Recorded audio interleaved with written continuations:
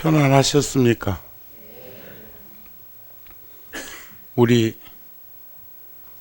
김현집 3군 사령관님이 서울로 오셔서 우리 곁에 가까이 계셔서 우리 군불총이 활발한 그런 활동을 하는데 큰 도움이 되리라고 생각을 합니다. 서울에 오신 거 환영합니다.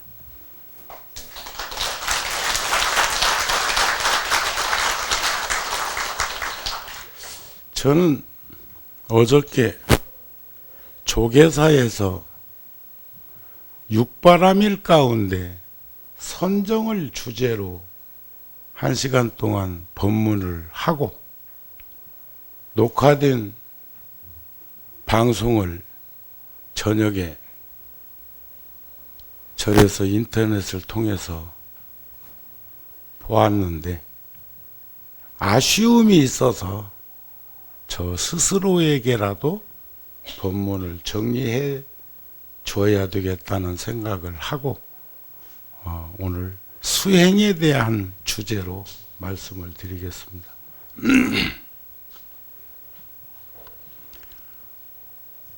바람일은 육바람일이 있고 십바람일이 있습니다. 보시, 지계, 인욕, 정진, 선정, 반야, 이 육바람일입니다. 화엄경의 일승원교 십바람일은 방편, 원, 력, 지, 또 한 번 지혜가 나오죠. 우리가 사제 팔정도에 보면 팔정도에 생각이 2번 나옵니다. 정견, 정사유, 정어, 정업, 정명, 정정진, 정념, 정정. 어째서 여기도 정사유라는 생각과 정념이라는 생각이 나올까? 한문으로 보면요, 사유는 인식기관으로 보고 듣고 느끼고 이해된 것을 생각하는 거고, 저 뒤에 가서 정념은 한결같은 생각입니다. 십바람일의 반야지혜나 또 10번째 지혜지나 차이점은 무엇인가? 또 오늘 주제는 수행을 말씀드린다고 했는데 그 육바람일이라는 보살의 바람일단은 무엇을 말하는 것일까? 결국은 상나과정 찾게 해주기 위해서 지금 진행되는 거죠. 상나과정. 항상 된 나, 즐거운 나, 참나, 깨끗한 나. 우리들은 지금 3계 육도를 윤회하는 우리들은 무상한 나, 괴로운 나, 유한한 나, 부정한 나. 그게 우리들 지금 현재 있는 모습이에요. 무상한 나는 이 육신이죠. 4대 육신. 오늘 또 우리 장군님들하고 차 한잔 하면서 잠깐 나온 것이 시간적으로는 수십 년이 지났는데 공간적으로는 한 자리에 있어. 무엇이? 몇십 년 전에 있었던 일이나 생각이나 기억들이. 특히 저 같은 경우는 더해요. 그러니까 여기서 무상한 나는 4대 육신으로 시시각각으로 생주이멸의 법칙처럼 이렇게 돌고 도는데 오늘이 입동입니다. 24절기 중에 추나추동 중에 겨울이 온다는 입동이에요. 입추도 있지요. 입하도 있지요. 또 입춘도 있죠. 그게 추나추동을 알리는 첫 단추들 아닙니까? 그러는데 즐거운 나는 번뇌 망상이 끊어져 일어나지 않는 자리예요. 즐거운 자리. 그 열반나기라고 그러죠. 그러면 괴로운 나는 번뇌와 망상에 찌들어져 있는 나. 번뇌란 탐심치 삼독이고 망상이란 재색식명수. 참 저는 며칠 전에 모 부대를 방문했는데요. 거기 사단장님이 그러셔요. 스님, 저는 저녁하면 가족과 우리 이 금수강산 산천을 함께 꼭 손잡고 여행하는 것이 마지막 남아있는 저 휴양터입니다. 이러더라고요. 아따, 이쁘대요. 참 곱고 감사하고. 지금 사단장님이면 이제 또 중장도 되셔야 하고 군단장도 나가셔야 하고 요런 생각이 아니고 지금도 자족하고 만족하고 기쁘게 그 보직을 소화하고 있는 그런 모습이 역시 불교인은 다르구나 하는 생각을 하게 되었습니다. 그러니까 즐거운 나는 열반에 나고 번뇌망상이 일어나지 않는, 괴로운 나는 번뇌에 찌든 나, 그리고 유한한 나는 자, 스스로 나라고 하는 이 나는 한시적인 인연 개합의 집합체인 것이지 영원 무쌍한 거 아니라고요. 그러나 여기서 말하는 참나는 부처를 말하는 부처. 그리고 깨끗한 나는 법, 이치. 부정한 나는 현상에 노출되어 있는 우리들의 모습. 이것을 이제 바로 재현하기 위한 방법을 수행 덕목으로 드러내는 것이다. 그러니까 수행이란 무엇인가? 깨달음의 완성이다 그랬어요. 깨달음의 완성. 수행이란 무엇인가? 죽음의 가치를 진정한 삶의 의미로 전환시키려는 노력이다. 이 섹스피어가 한 소리요. 섹스피어가 햄릿에서 수행이란 깨달음의 완성이다. 그러니까 영국의 대문호이지만 인도의 영향을 크게 받았고 영국이 인도를 300년 넘게 지배를 하던 그런 시절에 영국에서 살았던 분 아닙니까? 죽음의 가치를 진정한 삶의 가치로 전환시키려는 노력이다.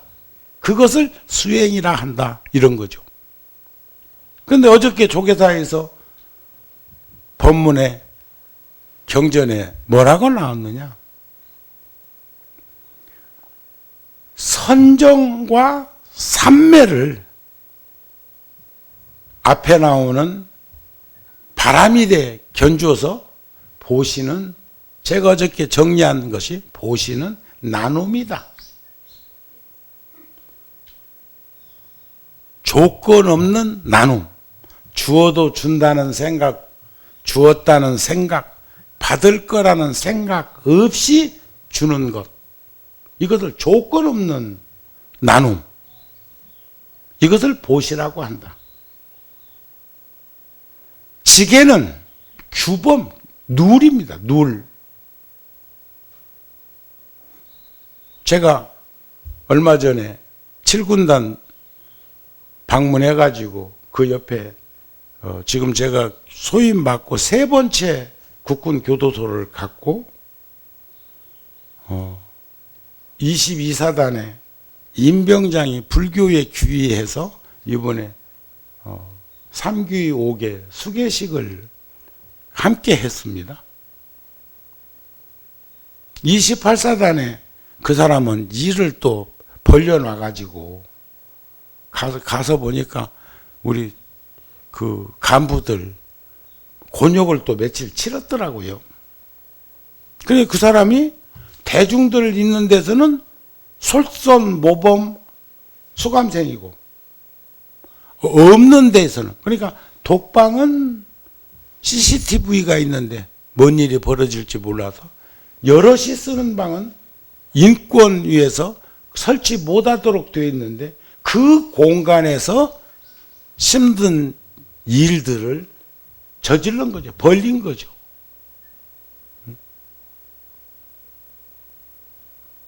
그러는데 거기 가서 제가 수계식을 하면서 그런 말을 했어요.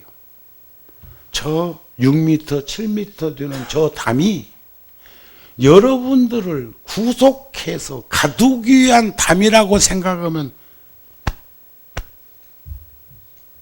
가슴이 답답하겠지만 여러분들을 격리시키는 담이 아니라 여러분을 지켜주기 위한 담자락이라고 생각하면서 바라보라.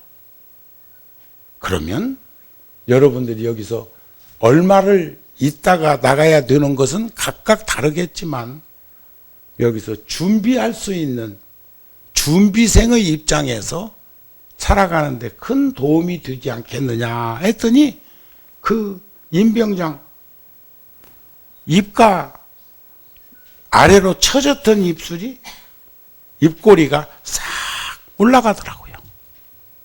눈여겨봤어. 생각이라는 게 이렇게 변화시킬 수 있는 그런 것이 저런 모습이구나. 아주 보람된 그런 시간이었다 하고 생각을 합니다. 그런데 부처님이 비유를 들어요. 비유를. 선정과 삼매는 비유를 뭐라고 드느냐. 보시는 나눔이고 지게는 규범이고 인욕은 하심이요.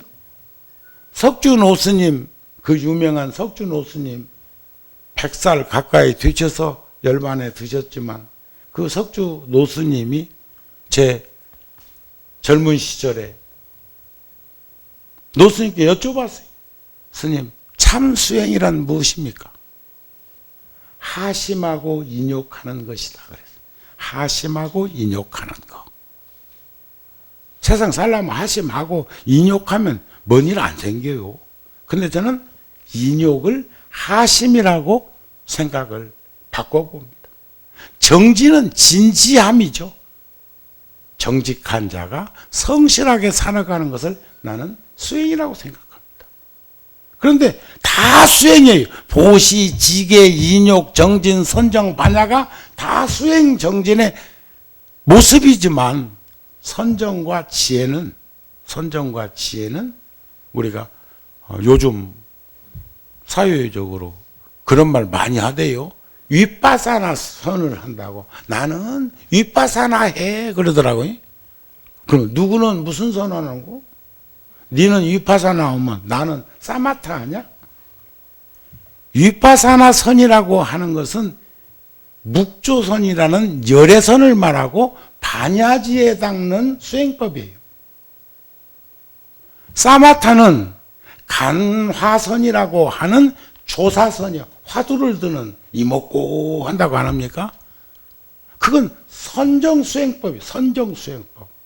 그런데 부처님께서는 선정과 지혜를 원효 스님은 금강산매론에서 금강반야는 지혜요, 금강산매는 선정이라고 했는데 이것을 어저께 조계사에서 한 계단 더 업그레이드 못 시켜주고 와서 오늘 여기서 지금 함께 나누는 것이다 이거요. 선정은 씨앗이, 산매는 열매요. 반야는 씨앗이, 지혜는 열매요. 근데 여러분 같은 종의 씨앗과 열매는 같은 거요, 다른 거요? 씨앗과 열매. 같은 종의 사람, 아하고 어른하고 같은 거요, 다른 거요?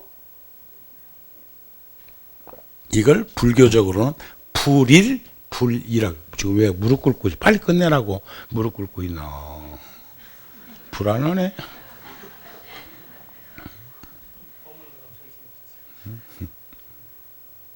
그러는데 그러면 선정을 씨앗이라고 하고 삼매를 열매라고 하고, 반야를 씨앗이라고 하고, 열매를, 지혜를 열매라고 딱 규정 지어 가지고 얘기하는 게 아니고, 반야가 씨앗일 때도 있고, 지혜가 씨앗일 때도 있는 거예요. 씨앗이 자라서 성숙해서 꽃 피우고 열매 맺으면 열매죠. 그놈을 삶은 종자로 삼으면 또 씨앗이잖아요. 아가 크면 어른이 되는데, 아가 어른은 아니라고. 시간이 필요하고. 그런 거 아닌가요? 그것을 어저께 내가 조계사서 이 얘기를 못 해줘가지고 어쨌든 얘기 인터넷으로 우리 부타TV에서 그걸 들여다보면서 어떤 얘기 한숨도 못 잤어. 속이 짜서. 그러면 위파사나 사마타에 대한 얘기도 못 해준 거예요. 엉뚱하게 우리는 하다가 전혀 교육에 없는 것이 또 튀어나와가지고 무당 신들린 것처럼 막 휘졌을 때도 있거든. 아니 근데 법문하고 있는데 절하고 있는 사람이 있다든지 예불 하고 있는데 참선하고 있다든지 지금 법문 듣는 시간에 딴 생각하고 있는 거랑 똑같아. 모양새만 지금 여기 있으니까 몰라 봐서 그렇지. 지금 여기 앉아갖고도 지금 내가 가스를 끄고 왔냐. 84,000 번뇌가 죽을 듯이. 그런데 우리가 이제 그 수행 정진을 개정의 사막으로 탐진치 삼독을 제어하는데 개정해는 지혜 광명의 밝음이고 탐진치 삼독은 흑암의 무명의 어둠이요. 밝음과 어둠은 함께 있지 않습니다. 아무리 천년 만년 어둠 속에 쌓인 동굴도 일순간 불을 켜면 환해지지. 천년을 어둠에 가려져 있었다고 그래갖고 천년을 불을 켜놔야 그때다 조금 밝아지는 그런 건 아니라고요. 그걸 불교에서는 도노돈순이 점수저문이 별별 소리를 얘기지만 거기에 도가 있는 게 아니라는 거지.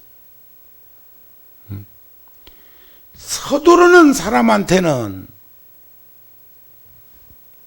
한 옥타브 낮추게 해주고 게을러 빠진 사람한테는 채찍을 들어서 당금질을 하는 거. 그런 것이 도에 드러나는 모습이지 그 자체에 뭐가 있는 것은 아니더라. 고로 우리가 계율이라는 거, 선정이라고 하는 거, 지혜라고 하는 것, 이게 개정의 사막입니다. 꼭 배우고 익히고 실천해야 될 것. 이번에 그 교육원장인 그 현흥 스님이 인터넷에 댓글로 어지간히 두드려 맞고 있더라고요. 그 뭔가 하고 들여다보니까 깨달음은 이해다. 깨달음은 이해다가 이렇게 했다고 이해하는 것이라고 했다고 말이 살이 또 붙어뛰다. 깨달음은 이해 맞아. 이해 안 되는 걸 어찌 깨닫냐? 그냥 아니라는 사람도 맞아. 이해라고 하는 사람도 맞고. 근데 왜 시비하냐? 부적절한 언어로 근사치의 내용을 전달하기 위해서 언어 문자가 필요한 거예요. 그러니까 대하소설도 소설은 작을 쏘자 써. 내가 아는 스님은 돌아갈 귀자, 길로자, 귀로라는 시를 썼는데 한자씩 갈, 때, 처, 럼, 옴, 니 다 한자씩 써놓고는 그걸 귀로라고 하고 그걸 시라고 해놨어. 그런데 그 스님을 지금 만날 때마다 자주는 안 보지만 만날 때마다 그 스님은 갈 때처럼 옵니다 써놨는데 나는 그 스님 만나면 올 때처럼 갑니다. 그 스님은 갈 때처럼 옵니다나 올 때처럼 갑니다나 똑같이 귀로 아니요? 귀로. 돌아갈 귀자, 길로자. 그런데 그 스님이 말한 것을 80년대 시를 30년 넘게 기억해 주는 것도 그 보통 일이 아닌데 그 시는 말씀 언변의 절사자다. 절의 이야기는 진실하고 성실하고 정직해야 된다는 것. 금강경에 나오는 것처럼 진어자, 실어자, 여자, 불강어자, 불이어자여야 된다는 것. 그러니까 시는 작은 이야기가 아니라는 거죠. 그렇게 표현을 하지만 그 스님께서는 부적절한 언어를 쓸 수밖에 없었고 깨달음은 이해라고 하는 그 말로 표현한 것 갖고 시비할 일이 아니라는 거예요. 우리가 초기 경전에서는 믿을 신자, 알지자, 행할 행자, 얻을 득자 써가지고 신지행득 믿어라, 알아라, 행하라, 얻으리라 이렇게 가르쳤어. 아함방등 같은 데서는. 그런데 대승경전에 오면 신의 행정입니다. 믿음, 간결하지 믿음, 이해, 풀해자 이해, 실천, 증득. 그러니까 결국 선정과 반야는 함께 아우러지는 경계요. 그것을 하게 되면 천리길도 한 걸음부터라고 그 자리에 도착한다는 걸 말하는 거죠. 그걸 갖고 시비하면 안 되는데. 그런데 열반경에서는 부처님께서 계율을 지키는 것은 몸이, 계율을 닦는 것은 몸을 다스리기 위함이다 그랬어요. 몸이 편안해진다 그 말이에요. 법대로 살면요 움츠리고 앉아도 돼요. 죄진님이 움츠리고 산다고 그러잖아요. 선정을 닦으면요 마음이 고요해집니다. 계율대로 살면, 법대로 살면 몸이 고요해져. 몸이.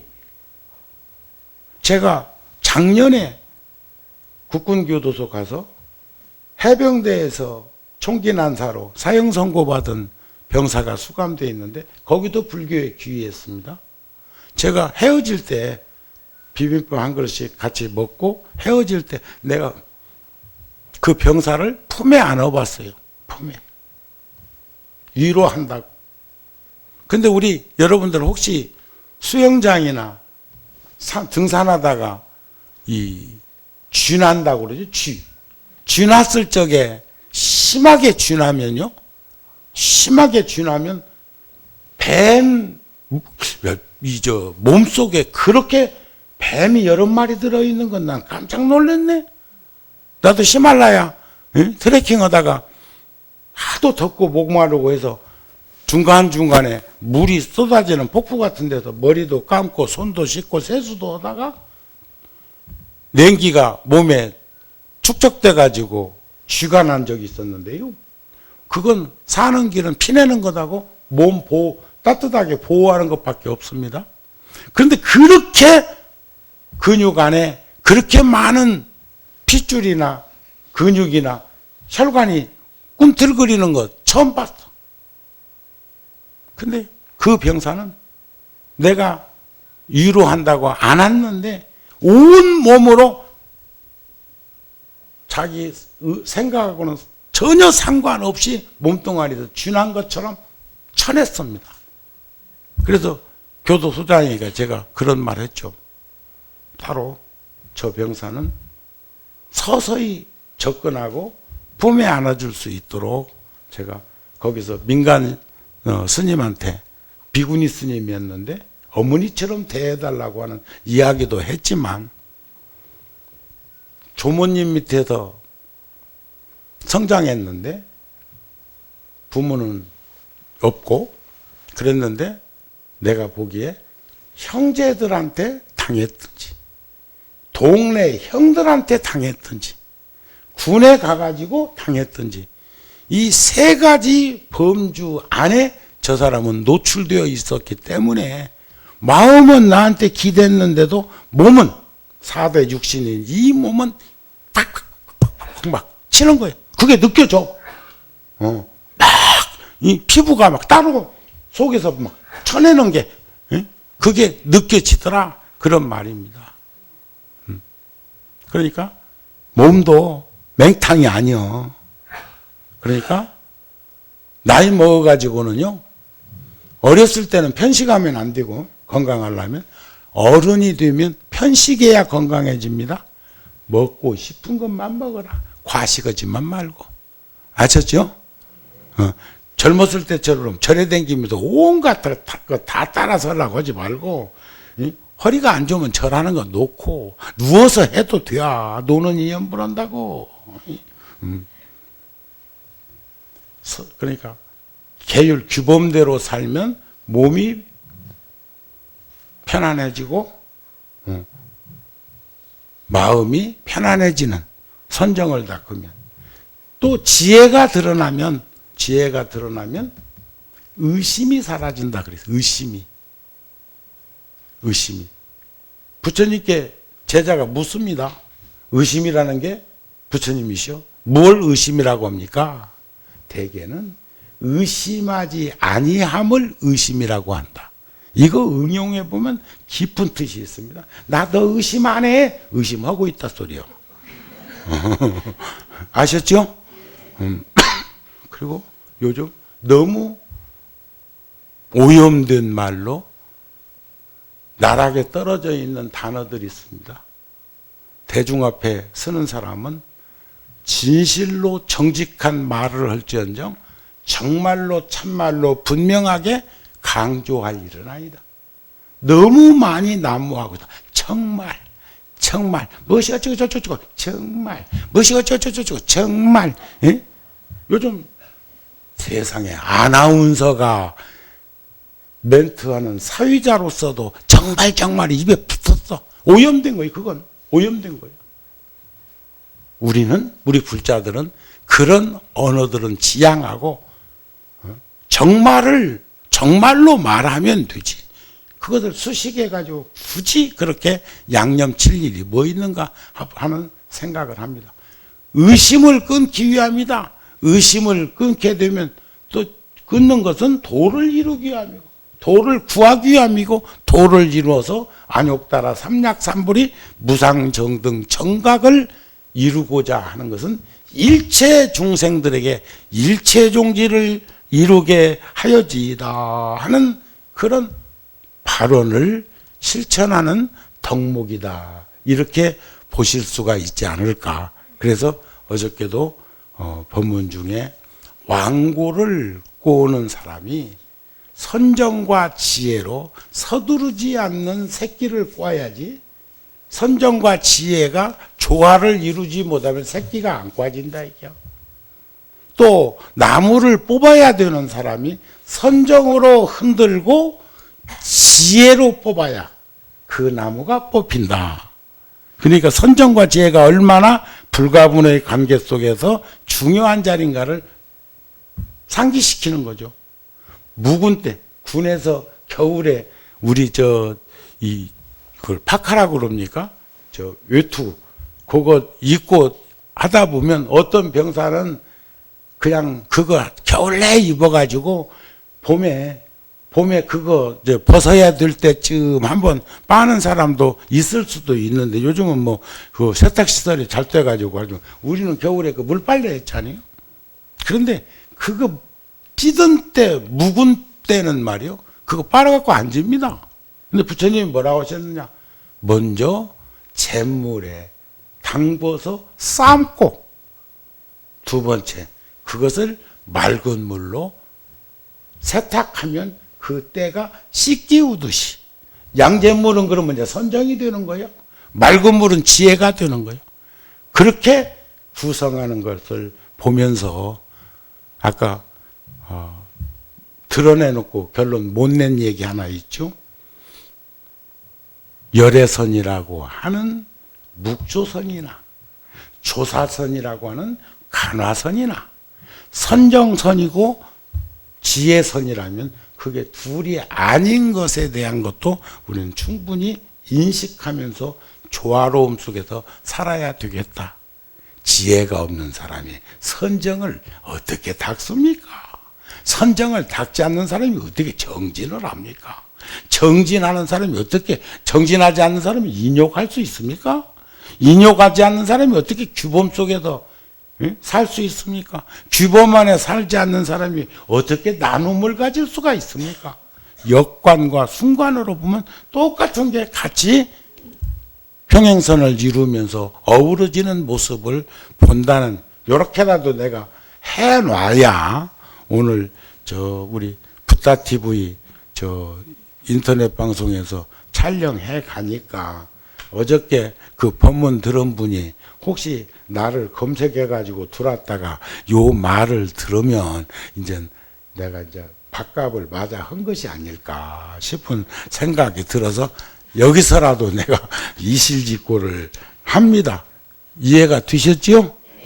그러니까 수행이란 깨달음의 완성이다.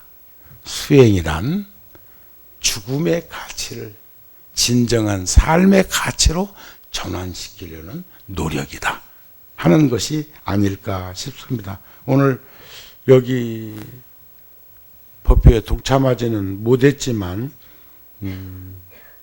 합참 차장으로 엄연성 제동님이죠. 중장 오셨고 또 그 다음에 준장에서 소장으로 진급하신 이영기 불자님, 또 최형국 소장 공군 합참 위쪽으로 오시고 했는데, 그러지 않고도 또 여기 또 합참에 계시다가 여기 수도방위 사령관으로 간 구옥모 장군은 진급하셨고, 34단장하고 미사일 사령관으로 갔던 김병주 소장도 중장으로 진급해가지고 삼군단장으로 가시고, 여기저기서 스님 부처님 은혜입니다, 가피입니다 하는 전화들을 더러더러는 이렇게 받고 또 이제 축하난도 보내고 했지만, 우리 불자들의 그 참 보드러운 그 민낯은 어디에 있든지 열심히 살아가는 모습이 아닐까 싶습니다. 그래서 그런 모든 분들한테 우리가 참 축하에, 그리고 또 격려에, 또 금년에 꼭 안 되면 안 됐는데 안 돼버린 또 불자 가족도 있잖아요. 근데 내가 군에 와서 보니까, 나는 병장도 못 달고 제대했지만 군에 와서 보니까 소령 중령 달기도 이게 보통 일이 아니더라고요. 보니까. 또 중령 대령도 상당히 고급 장교입니다.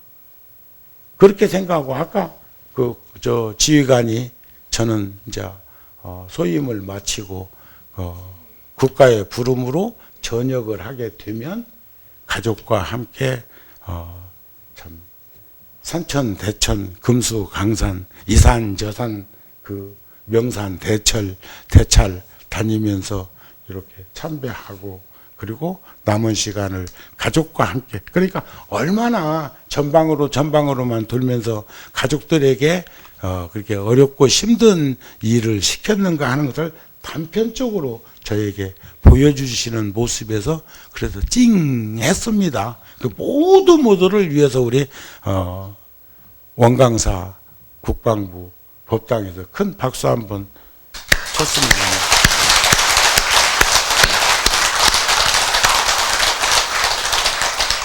축하드립니다. 마치겠습니다.